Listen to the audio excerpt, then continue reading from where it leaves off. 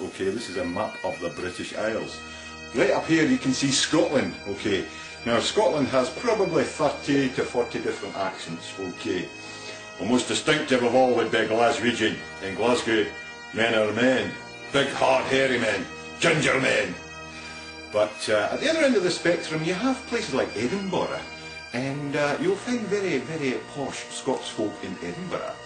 Many of them called Alasdair, which is spelled with a D. Okay, so that's a little bit about Scotland. Moving south of the border now into England.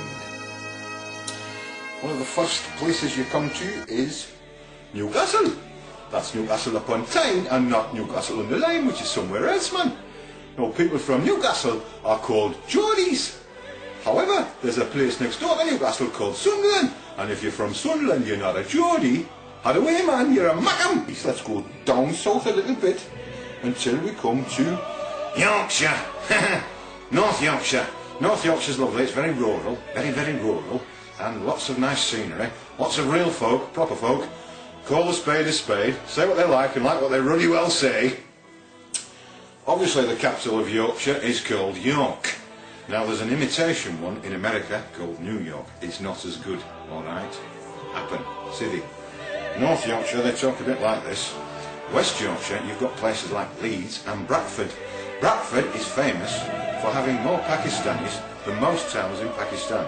However, they've been there for so long that they all talk like this. Okay. South Yorkshire. Rotherham, Barnsley, Donny, Sheffield. Now then, thee, does they understand Shakespearean English, thee? Because that's how they talk in South Yorkshire. Has they got that? Alright.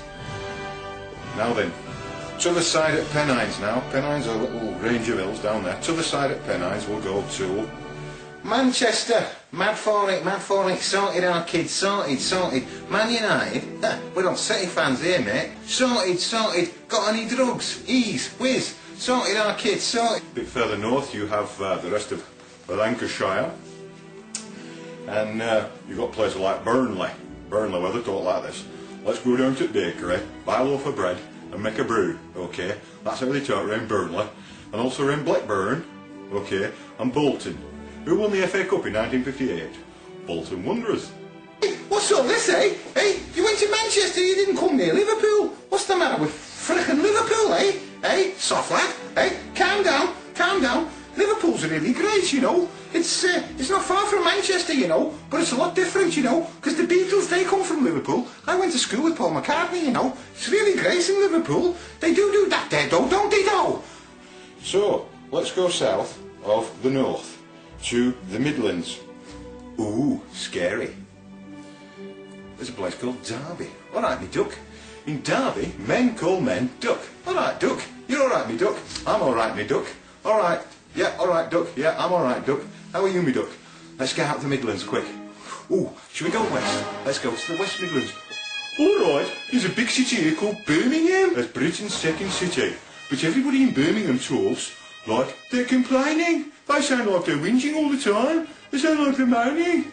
You know, every time I want to go to Birmingham, I want to say to those brummies, that's what they call people from Birmingham, brummies, I want to say, stop complaining. And they say, but I'm not complaining. This is how I talk all the time. There's a place in Birmingham called Tipton, famous for its Taliban. Yes, Guantanamo Bay. How many people from Tipton? Quite a few. Alright. My name's Rashid and I'm in the Taliban. Look at my nice orange overalls. I'm spending some time near Cuba, courtesy of the Americans. Birmingham, great. Let's go to the southeastern corner of Britain, called East Anglia. There are two counties here. One of them is called Suffolk, and the other is called Norfolk. Alright, my booty! Now, people from Norfolk, from the Norfolk Broads especially, they speak Broad Norfolk, see? They have a beautiful language. Alright, my booty, it's a beautiful, beautiful language. It's not a huge place, and they don't say tube like the rest of the country. They say tube, and they say beautiful, and booty doesn't mean that thing that they sit on. No, it means your booty. Alright, my booty. Lovely. So, Norfolk has a couple of big cities, like Norwich and Thetford, and a little place called Diss. Oh, we're starting to get posh now. We're coming into the home counties, yes. The counties around London where people speak proper English, the Queen's English, a received pronunciation. Yes, BBC English, proper English, good old-fashioned English, English that people all over the world can understand. Yes, jolly good, home counties, places like Berkshire. Yes, Kent, Sussex, Essex. Oh, don't know about Essex. Some accents, though, is not, like, dependent on where you is coming from, though. Some of them is part of your culture, innit? Because the youth in Britain, what we call the Wigger youth, them is maybe white or them is Asian, but them is wanting to be black, though, because them is liking the hip-hop and the rap, though. So they is talking like this, though. Okay, though, that is the kind of the youth culture, though, innit? Now, London itself, mishmash melting pot, big city, cosmopolitan, people from everywhere. In the main now, in East England, you got your Cockney geezers though, ain't ya? They all talking bleeding rhyming slang, ain't they? Trouble and strife, wife, apples and pears, stairs, plates of meat, feet. Cool blimey, I should bleed in cocoa. South of the river, this time of night, you're having a laugh, ain't ya? Bleeding London, let's get out of there quick. We're going to the south coast of England now. Oh yes, we have lots of uninteresting places down here, like Brighton. Moving on from Brighton, there's a place called Bournemouth. Bournemouth's really a bit sort of, seaside town, lots of people from everywhere else, a bit like Brighton. And very difficult to find a Bournemouth accent. But you can find a proper Dorset accent if you go a little bit further down the road to Christchurch. Christchurch is where you find your proper Dorset. They speak proper Dorset in Christchurch. And they got people in Christchurch what they call cackers. Cackers make lots of money by taking scrap metal away and melting it down and making good metal. That's what cackers do. They see something made out of metal and they go, "Oi lavvy, I'll take ye on. I be a cacker from Dorset. Oi lavvy, I'll take ye on." Christchurch, Dorset, full of cackers, but real nice Dorset accent. Which kind of brings us a little bit to the pirate accent. "Shiver me timbers, war, pieces of eight, we be pirates." Where do pirates come from? Well, your pirates used to come from Cornwall, from Devon, and from Dorset. So, if there's one generic pirate accent, it would be a little bit like this. "Har, Jim lad, har, shiver me timbers, pieces of eight. Devon. They talk funny in Devon, so they do. Devon, and next to Devon, there's Cornwall. Cornish people are little pixies. That's right, they're on the Celtic fringes, and they're a bit sort of West Country types. They drink scrumpy, cider and scrumpy. And a bit north of there, you got Brussels. People in Brussels, they talk funny in Brussels. They say things like, "Yeah, but, no, but, I ain't even done nothing or nothing. But don't give me evils, I ain't even done nothing or nothing." That's how they talk in Brussels. Now, if you venture further from Bristol, you enter another country, a foreign land. The land is called Wales. Wales is full of Welsh people. There's lovely boy. Lots of nice things in Wales. Lots of rugby.